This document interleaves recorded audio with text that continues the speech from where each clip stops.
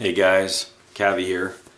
Just doing some packing, getting ready to head out for the weekend here. I'll probably upload this video when I get back.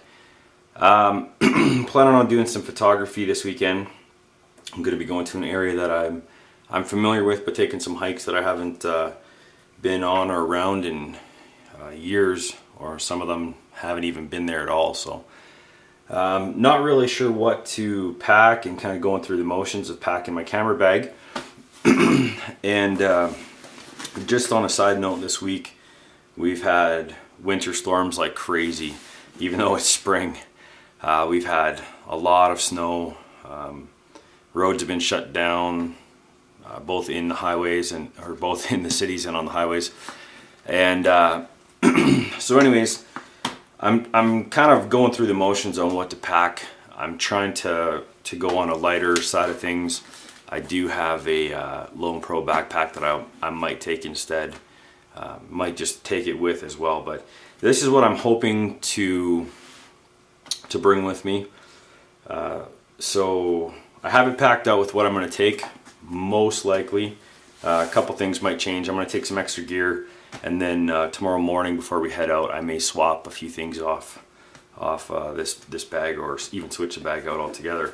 But for now, I'm going to show you guys what I'm planning on taking. So this is the Crumpler $6 Million Home, and it's a really nice bag. If you haven't seen these, they're not waterproof, but I've been in rain, snow, and none of my gear has ever gotten wet. It's a really heavy nylon. I have a 511 bag, Rush 24 I think. And the nylon is very comparable. This stuff actually might be thicker, but it's kind of the same type of thing. You got a handle on top, excellent shoulder strap with a great big pad. This is removable if you want to, but I don't know why you'd ever want to. It's so good. The bag also has these great little loops on the side here. I don't know if we can get that without blowing out the shot. So it's got these great little loops. You can attach all sorts of gear on there if you want to. But let's go ahead and open this sucker up. So we've got these two little clips. This is a reflective section here. I don't know.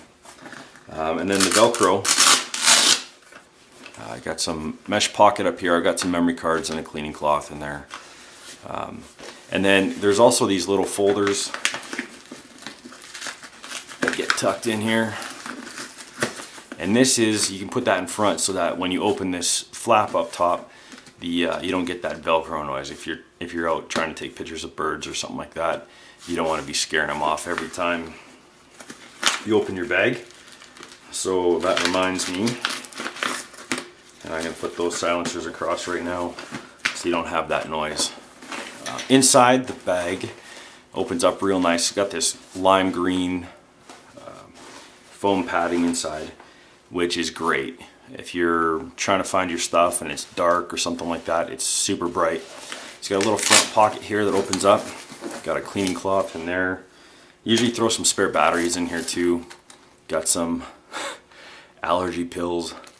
I always keep some in there just in case I start getting the sniffles or the sneezing.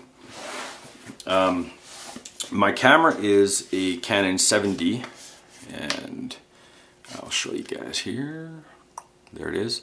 And I always have attached, when I'm out trying to get photos of wildlife, my 70 to 300 Tamron. This is the one with the image stabilization.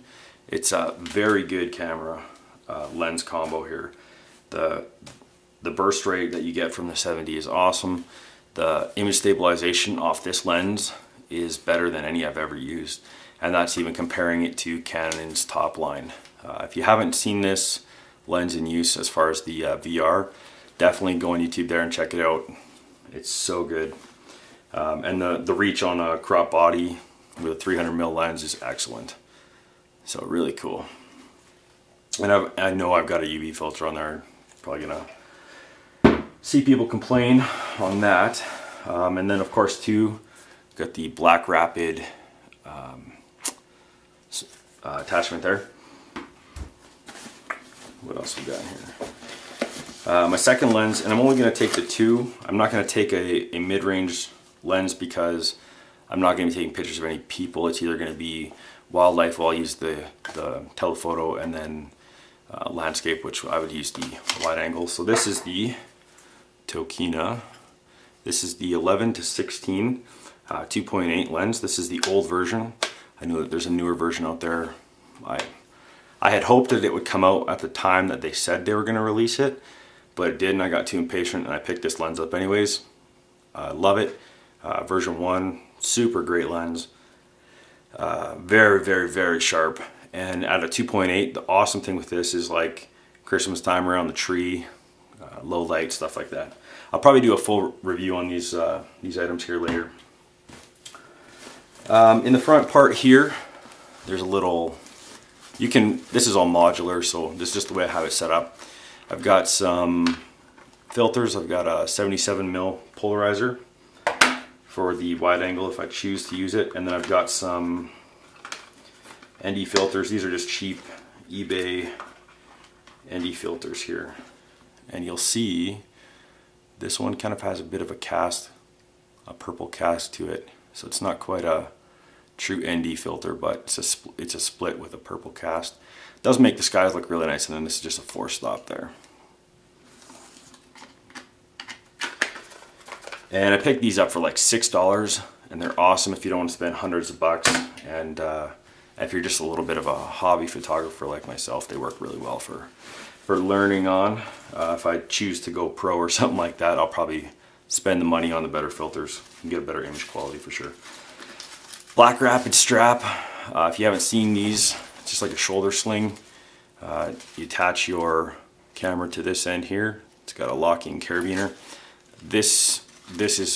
I take this every time I go on a hike.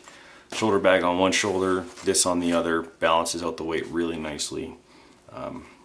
It's got a little pocket in here to put nothing in because it's so small, and if you do put something in there, it's annoying anyways. They do have newer versions of this strap. This is the RS5, I believe. It's adjustable.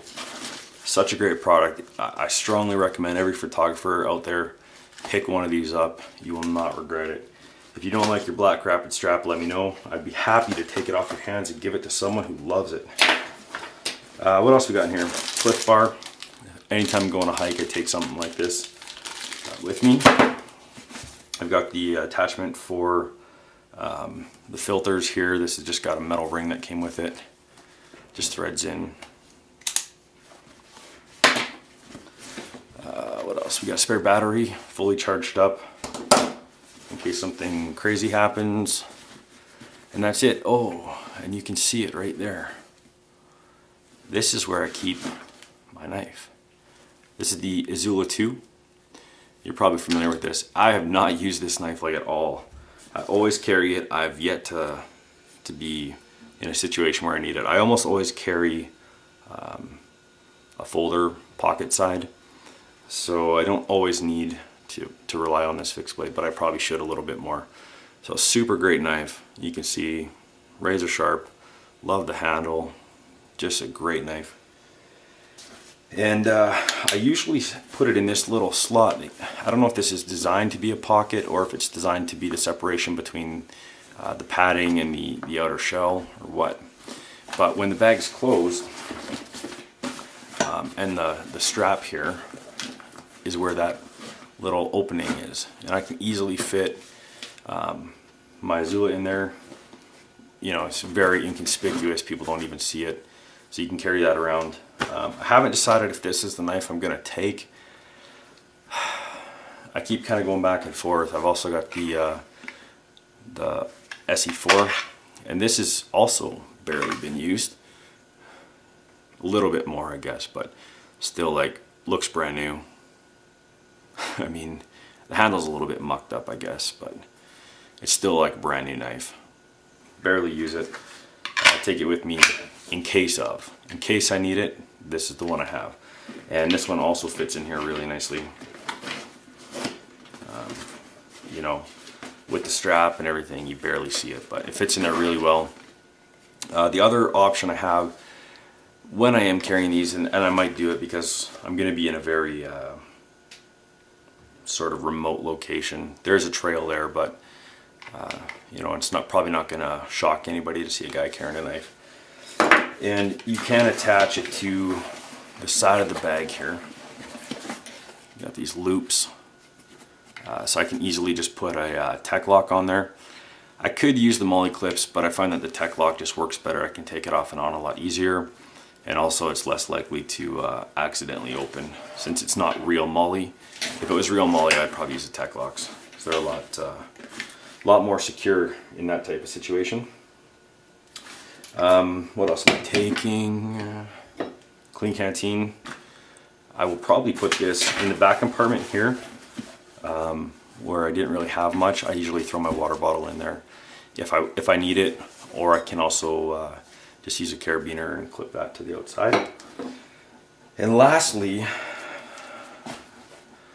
I'm thinking of taking my Phoenix TK15. We are staying at a lodge out there, so we may have campfire outside and things like that. So when I know I need a flashlight, I try to take something a little bit better than the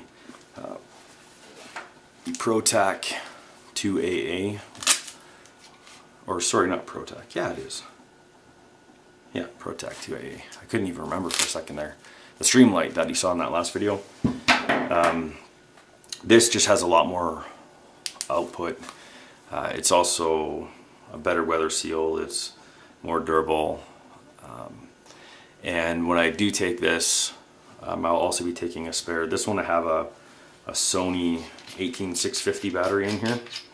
And I'll be taking a spare one of these, as well as 2 CR123 batteries as well. So this is a Sony rechargeable 18650.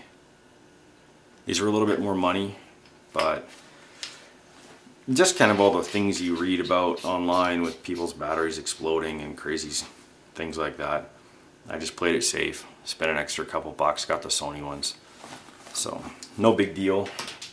I also have some Ultrafire ones and I've had no problems with them, but if I've got better ones and I know I'm going to be using it, why not just take them, right? So again, that's kind of it, guys. So wish me luck out there, and I'll probably post this video Monday or any kind of updates if I decide to fully change what I'm doing here. So see you guys later.